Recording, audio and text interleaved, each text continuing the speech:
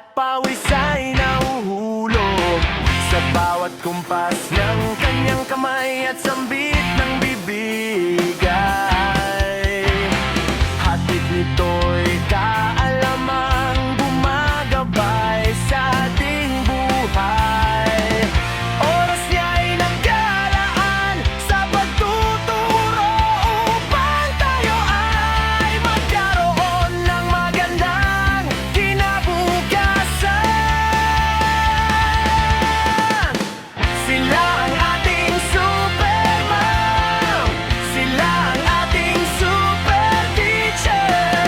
Sumasaludo sa inyo sir, mga dakilang guro ng ating bansa.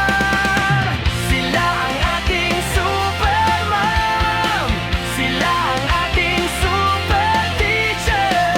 Sumasaludo sa inyo sir, ang nagsisilbing pangalawang magulang.